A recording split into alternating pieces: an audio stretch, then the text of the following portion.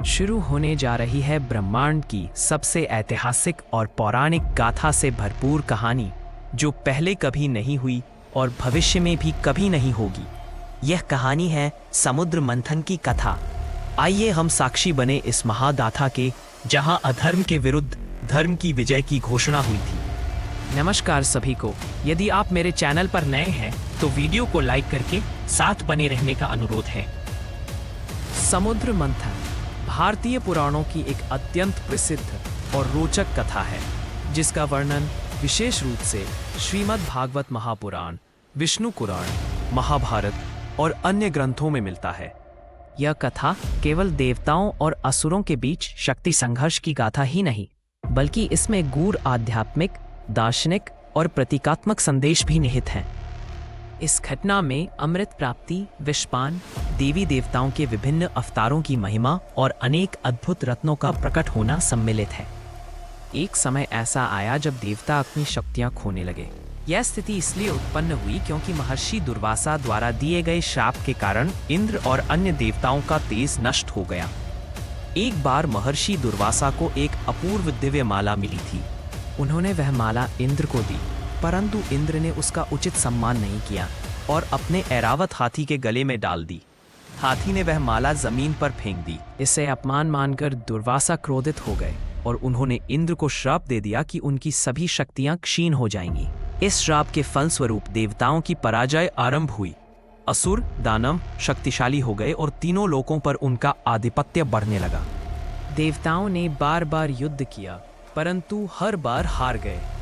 असुरों की शक्ति को तोड़ने के लिए देवताओं ने भगवान विष्णु के शरण में जाने का निश्चय किया। विष्णु का मार्गदर्शन देवताओं ने असुरों के पास जाकर यह प्रस्ताव रखा। असुरों ने भी अपनी अमरता की लालसा में इसे स्वीकार कर लिया। अब सबसे बड़ा प्रश्न था मंथन के लिए मथानी और रस्सी का। मथानी के रूप में मंदराचल पर्वत को चुना गया। रस्सी के रूप में वासुकी नाग को लिया गया।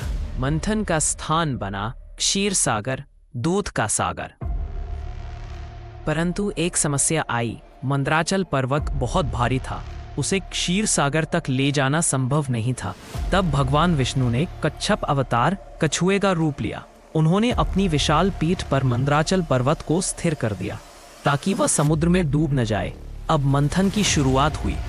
देवताओं ने वासुकी नाग की पूंछ पकड़ी और असुरों ने उसका मुख।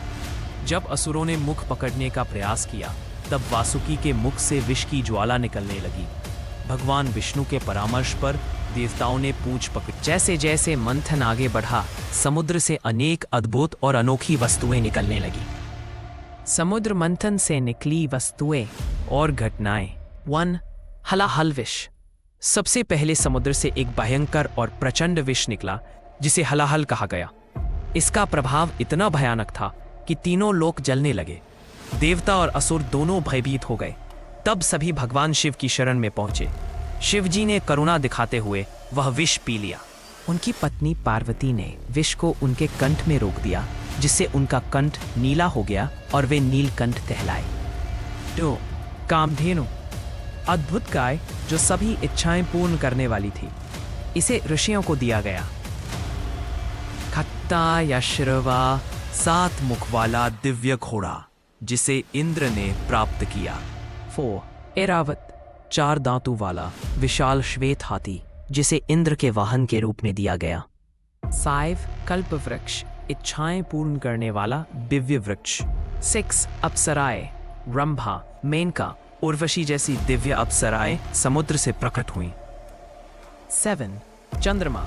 सुंदर शीतल चंद्रमा भी समुद्र मंथन से ही निकला, जिसे भगवान शिव ने अपने मस्तक पर धारण किया। 8. लक्ष्मी देवी। धन, सौंदर्य और समृद्धि की देवी, जिन्होंने भगवान विष्णु को पति रूप में वरण किया। 9. वारुणी, मदिरा की देवी। 10. धन्वंतरी, आयुर्वेदाचार्य और दिव्य वैद्य। अमृत कलश और मोहिनी अवतार।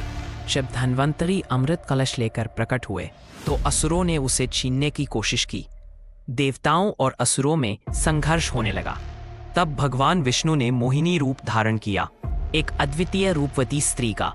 मोहिनी की अद्भुत मोहकता देखकर असुर मोहित हो गए। उन्होंने स्वेच्छा से अमृत बांटने का अधिकार मोहिनी को सौंप दिया। मोहिनी ने कुशलता से अमृत देवताओं को पिला दिया और असुरों को वंचित कर दिया।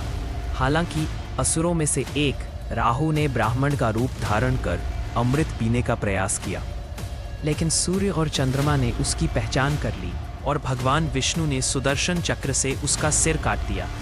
सिर अलग हो गया, परंतु अमृत की बूंद उसके गले तक पहुंच चुकी थी, इसलिए उसका सिर अमर हो गया। यही राहु और केतु के रूप में जाना गया। फलस्वरूप अमृतपान के बाद देवता पुनः शक्तिशाली हो गए और असुरों को पराजित कर दिया। समुद्र मंथन की यह घटना देवताओं की विजय और असुरों की हार का प्रतीक बन गई। समुद्र मंथन की यह कथा कई गहन संदेश देती है। सहयोग और सामूहिक प्रयास से ही बड़े कार्य पूरे हो सकते हैं। विष और अमृत जीवन के दो पक्ष हैं, दोनों को स्वीकारना आवश्यक है।